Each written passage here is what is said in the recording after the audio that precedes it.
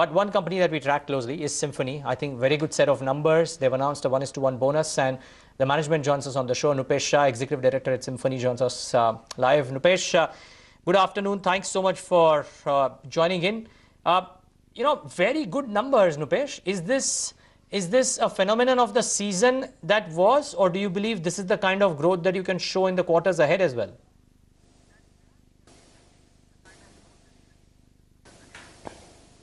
No, overall, for medium to long term, we have always maintained that Symphony can grow on a CAGR basis in the range of 20-25%.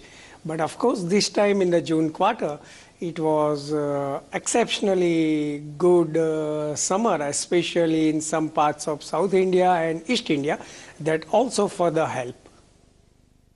Right. So, given the seasonality element to the business, do you think this is a sustainable performance into Q2? What's the expectation on how the future growth for the remainder of the year would pan out?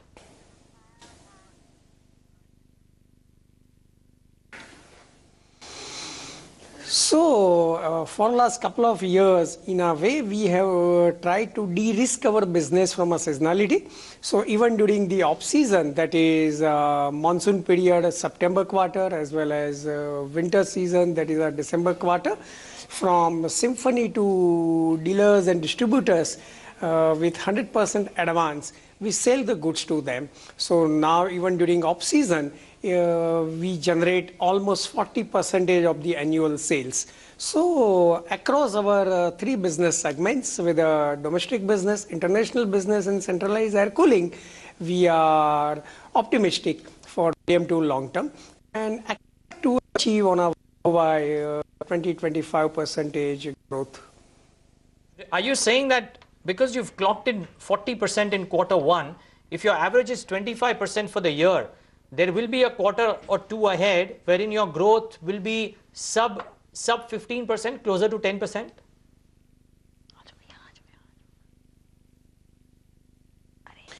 So we have maintained 20-25% CAGR growth, but historically, if you look, so yeah, we maintain our mid to long-term guidance of 20-25%. No, I think we have this. We have this. But if you look at our last CAGR growth or last... Okay, let's lower that voice. I don't think we have the right feed for Symphony. It's blame it on the monsoons, but it's raining cats and dogs in Bombay, and these things do happen when there's a lot of rain. We kind of don't have the right feed out there.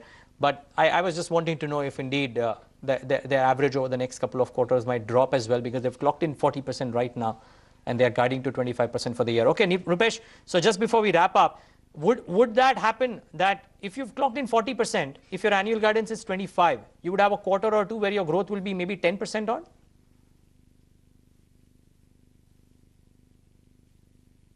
No, it doesn't work like that. In the past, also, if we look at past 3 years CAGR growth or past 5 years CAGR growth, our actual growth has been more than a guidance. Having said that, it's possible that because of the kind of the industry and kind of the seasonality, in some quarter there may be exceptionally high growth, in some quarter there may be exceptionally low growth. So this is more on a, not for a quarter any guidance, not for the year any guidance, but this is more for a medium to long term CAGR guidance. Rupesh, one final question. How is the institutional business done? I mean, and what's the response be to that new launch, the window air cooler?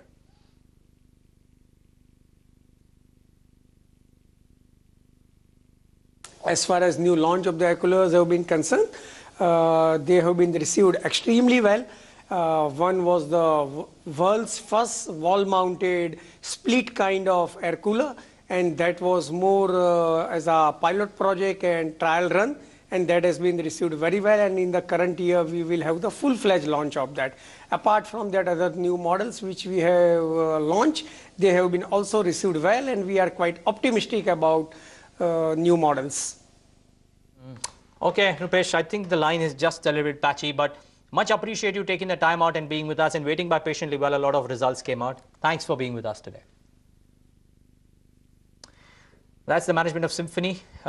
They still believe that 25% guidance or 25% growth for the year doesn't seem to be a difficult at all. 2490, it's cooled off substantially after hitting those highs because of that 1:1 bonus issue. I think the important piece of news on your screen is TVS Motors. Some alerts on your screen. I think change in accounting standards may have led to a higher EBITDA performance. Yatin, I think, has details because there's some amount